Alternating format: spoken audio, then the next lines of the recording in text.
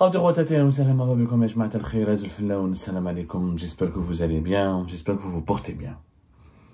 C'est une révélation importante que nous allons vous faire et c'est une révélation qui devrait susciter un débat national en Algérie et qui devrait, je pense, mobiliser les experts, les psychiatres, je pense, et les psychanalystes et les psychologues. Je crois qu'il faut une commission d'enquête psychologique et psychiatrique pour étudier la schizophrénie. Je dirais bien la schizophrénie ou le dédoublement de personnalité. Parce que voilà, ce sont deux traits de caractère et deux dérives, deux maladies totalement différentes, même si dans le langage courant, dans la pensée commune, on pense que c'est la même chose. Il y a une véritable schizophrénie ou dédoublement de la personnalité des dirigeants algériens.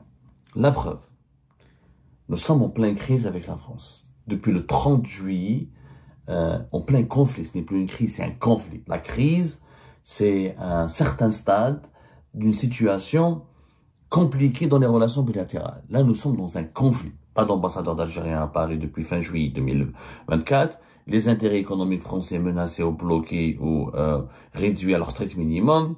Des échanges, des boycotts majeurs et massifs des autorités algériennes de toutes les activités organisées, les activités diplomatiques organisées par l'ambassade de France à Alger ou les autorités françaises en France. Interdiction des dirigeants algériens de venir, de transiter par les aéroports français ou de venir en France. Donc il y a un conflit. Les attaques des ressortissants français emprisonnés en Algérie, des refus de délivrer des laissez-passer consulaires pour permettre à la France d'expulser les migrants algériens au profil dangereux, la France qui refoule tous les migrants algériens que les autorités françaises expulsent parce qu'ils n'ont pas de laissez-passer consulaire, même si ce sont des Algériens dont le passeport est valide, dont le passeport algérien est valide et dont l'implication dans des actes de délinquance ou dans des actes d'insécurité menaçant l'ordre public en France, elle est avérée et appuyée par des enquêtes judiciaires. Donc, nous sommes dans un conflit. Ce n'est plus une crise. Une crise, c'est les malentendus, les incompréhensions. Le conflit, c'est les problèmes. Il y a des tensions très aigu. Malgré cela, malgré le conflit qui oppose le régime algérien à la France, les autorités algériennes à la France, je parle de régime algérien, pourquoi? Parce que ce conflit n'oppose pas le pays en tant que population. Et que le régime, comme les dirigeants algériens ne sont pas élus démocratiquement, ne sont pas représentatifs réellement de la population, et ne sont pas, on va dire, légitimes tout court, du point de vue de la démocratie, du point de vue de la représentativité réelle qu'un pouvoir devrait avoir pour engager des manœuvres au nom des intérêts géostratégiques et suprêmes d'un pays. C'est pour ça qu'on parle d'un régime algérien. Malgré ce conflit, les autorités françaises ont enclenché une enquête pour recenser le nombre de proches et de dirigeants et d'enfants, de proches et d'enfants, c'est-à-dire de fils et de filles et de proches, neveux, cousins, beau-fils, beau-frère, belle-fille, etc., de proches et de fils et de filles de dirigeants algériens en France, qui vivent en France, il y en a plus de 150.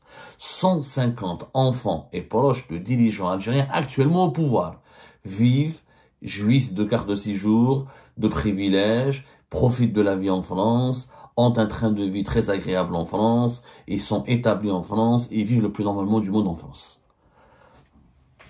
150. Ce recensement a été établi récemment selon nos sources par le service du ministère de l'Intérieur français, puisque Bruno Retailleau a décidé la semaine dernière de relancer les dispositifs de sanctions contre les autorités algériennes, les dirigeants algériens et la nomenclature algérienne, étant donné que Barham Sessa n'a pas été libéré, que les autorités algériennes refusent de reprendre les immigrants, les ressortissants au profil dangereux que le ministère français de l'Intérieur veut expulser à travers les préfectures, étant donné que les autorités algériennes refusent de collaborer avec le ministère français de l'Intérieur pour gérer les problèmes migratoires et pour gérer un certain nombre de problèmes sécuritaires, et que les tensions politiques persistent, et Bruno Retailleau a décidé de lancer une offensive inédite qui vise les enfants et les proches de hauts responsables algériens en France, puisque ces hauts responsables algériens ont pas la technique politique anti-française, Pourquoi maintiendraient-ils sur leurs proches et leurs enfants sur le territoire français? Pourquoi leurs proches viennent profiter de la France alors que eux-mêmes, en tant que responsables algériens, pratiquent une politique anti-française? Et pour sanctionner les dirigeants algériens, le ministère français de l'Intérieur a lancé une enquête pour référencer et déterminer, identifier les proches et les enfants et les proches des dirigeants algériens actuellement au pouvoir. C'est-à-dire ceux qui occupent des fonctions au sein du gouvernement, au sein de la présidence algérienne ou au sein des appareils sécuritaires de l'État algérien. Il y a 150, plus de 150. 78 ont été déjà identifiés. Ils pourraient faire l'objet de sanctions à partir de la prochaine rentrée, c'est-à-dire que leur titre de séjour risque de ne pas être renouvelé, gelé et bloqué, et leur présence sur le territoire français sera déclarée ils seront déclarés personnes indésirables sur le territoire français. On va leur demander de partir, on risque de leur délivrer des OQTF, des obligations de quitter le territoire français. Ça, c'est 78 de proches d'enfants du dirigeant algérien. On en a parlé dans une première émission. Une dizaine seront d'ores et déjà, une dizaine sont les enfants et les proches de très hauts responsables algériens, c'est-à-dire ministres, conseillers d'Abdelmajid Tebboune ou généraux et hauts responsables de services de sécurité en Algérie. Ceux-là seront, notamment des filles et des garçons, seront leurs cartes de séjour. Parce que la majorité d'entre eux étudient en France, ils ont des cartes d'étudiants, des titres d'étudiants.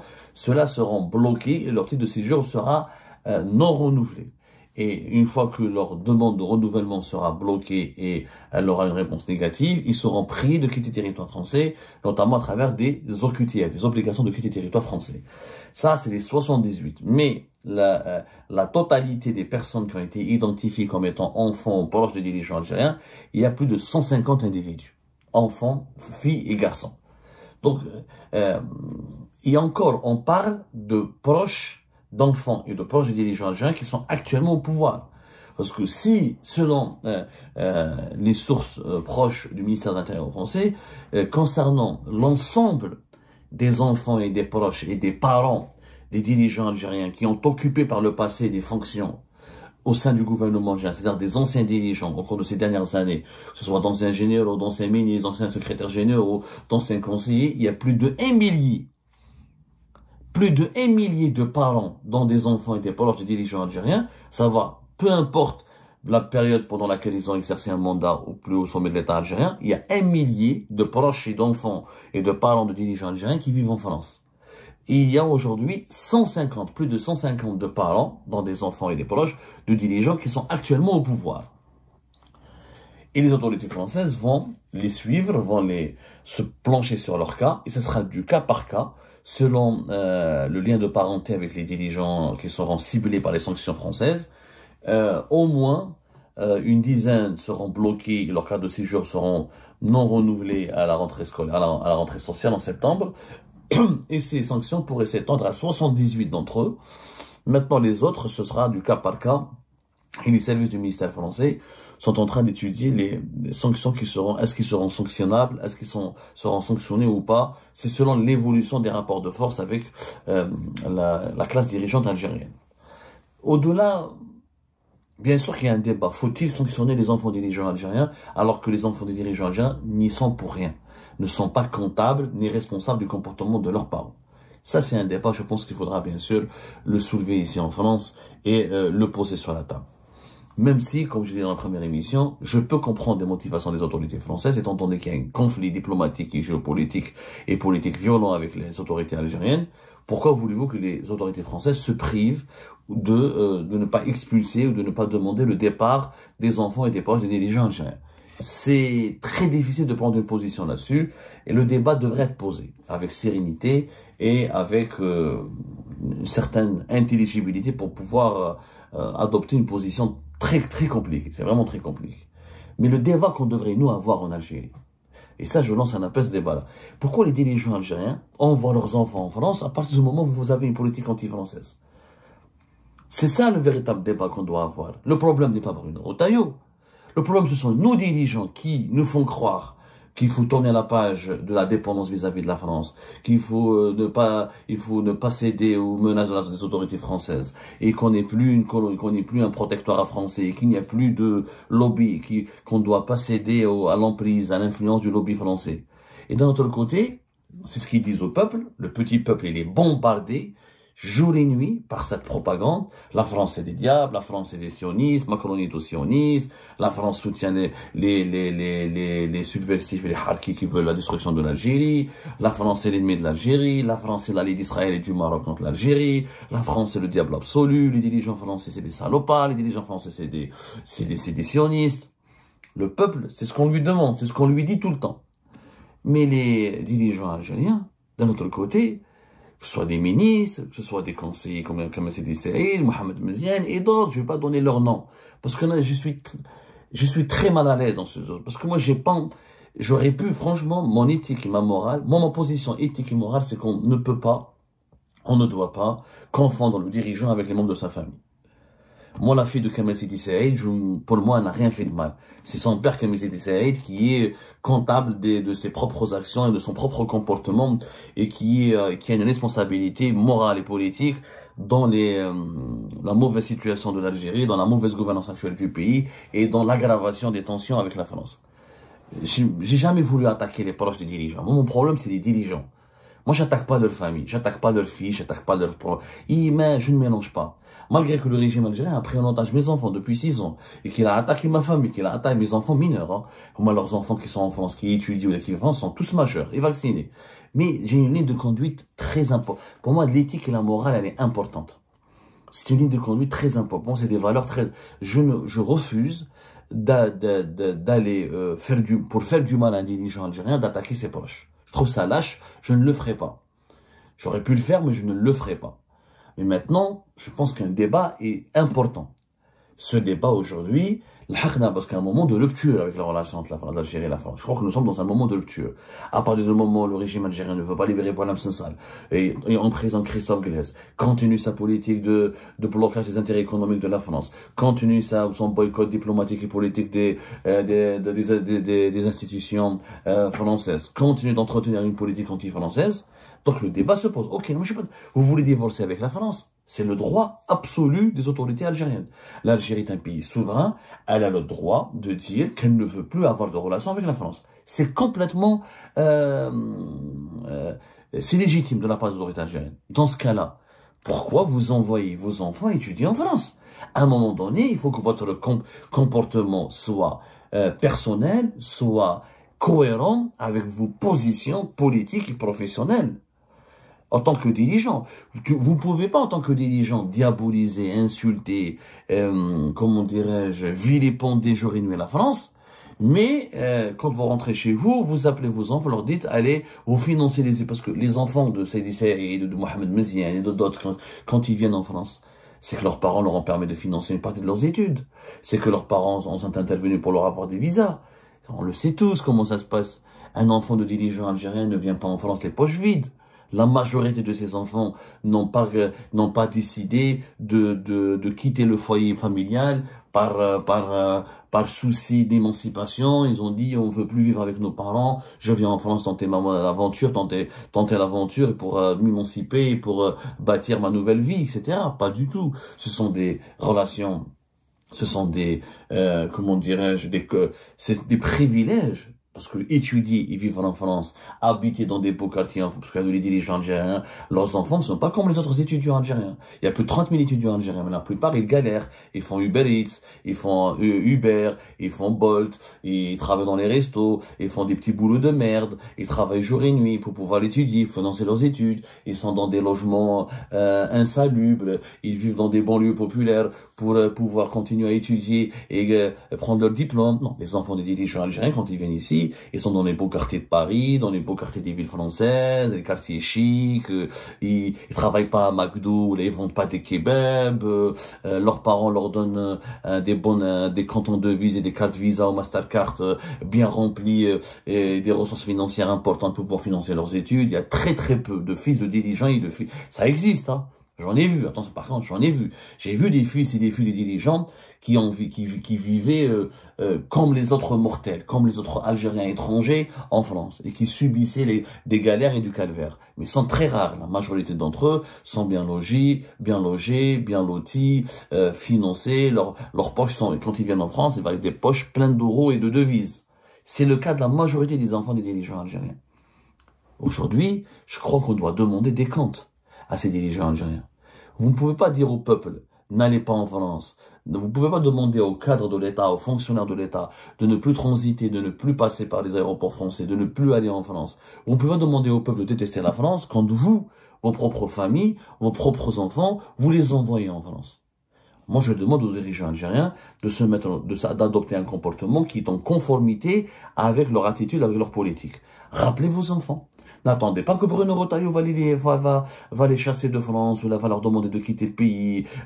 C'est pas la peine de vous humilier, de vous auto-humilier. Que Kamel Sidi Saïd appelle sa fille, sa nièce, que Mohamed Mziane demande à ses enfants de rentrer. Tout simplement que tous les dirigeants algériens qui ont actuellement leurs enfants en France leur demandent de rentrer. C'est tout. Pourquoi vos enfants n'étudient pas Babzouara, Soma, et que vous êtes un pays souverain, ou l'Algérie c'est un pays puissance régionale, étudiez à Blida, à Boumerdes, ou à Oran, à Constantine, à Annaba. Pourquoi vous venez en France? Sinon, partez ailleurs. Allez-y en Italie, parce que les relations sont bonnes avec l'Italie. Pourquoi vos enfants ne partent pas étudier en Italie? Pourquoi ils partent pas à Rome, Milan et Naples, etc. Partez aux États-Unis, je sais pas moi. Allez-y en Tunisie, je sais pas dans quel pays, le Zimbabwe. Là, apparemment, on a de bonnes relations avec le Zimbabwe. Pourquoi vos enfants ne partent pas étudier au Zimbabwe? Voilà, trêve de plaisanterie, vous avez bien compris. À un moment donné, il faut être honnête. Il y a une honnête quand on est dirigeant politique. On est censé être exemplaire. Et la vie personnelle doit être conforme à la vie publique du dirigeant.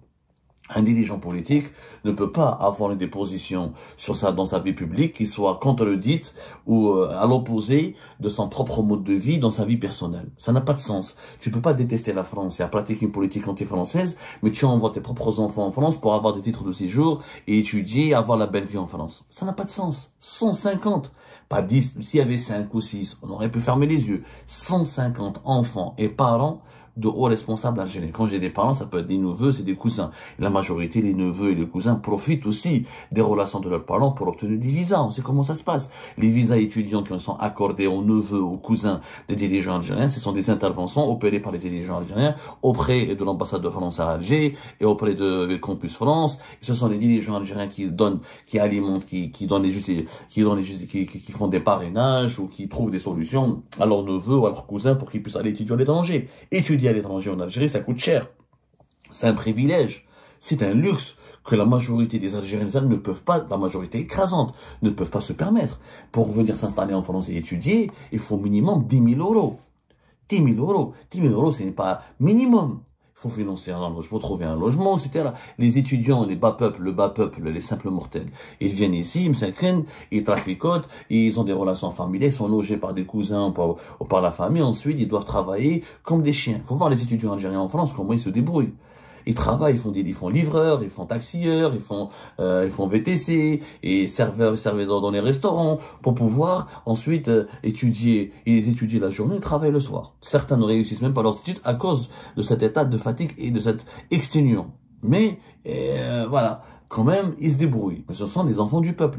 Les enfants du dirigeant algérien, je suis désolé. Quand 16e, 15e arrondissement, 14e, 8e, 7e, dans les quartiers chics de Paris, ou dans les grandes villes, Lyon, Bordeaux, dans les villes agréables, Anif, Côte d'Azur, ils ont leurs propres appartements, leurs propres logements. Ils connaissent pas la galère, ils connaissent pas les calvaires. Aujourd'hui, Bruno Retailleau va siffler la fin de la récréation. Ok, vous pratiquez une politique anti-française. Moi, je le comprends, Bruno Retailleau. Je peux le comprendre. Je le comprends du point de vue du machiavélisme. On peut effectivement, je peux contester la moralité de sanctionner, on peut débattre de l'immoralité, plutôt de sanctionner les enfants de dirigeants algériens. Mais du point de vue politique, du point de vue purement du rapport de force, du machiavélisme, parce que les dirigeants algériens font de la preuve de ruse et de machiavélisme, pourquoi Bruno Retailleau et les dirigeants français, vous voulez qu'ils se privent de ce machiavélisme? Okay, on a le droit de sanctionner vos enfants, vous n'aimez pas la France. Pourquoi vos enfants sont là? Et donc à partir, vous n'avez qu'à profiter de l'Algérie, de ses universités. Ça n'a pas de sens tout ça. Il faut que les dirigeants algériens arrêtent, mais trouvent une solution à leurs propres contradictions. Notamment dans ce conflit diplomatique et géopolitique qui les oppose à la France. À un moment donné, il faut vraiment que ces contradictions soient levées. Vous voulez assumer une politique anti-française? Vous voulez le divorce avec la France? Très bien, admirable.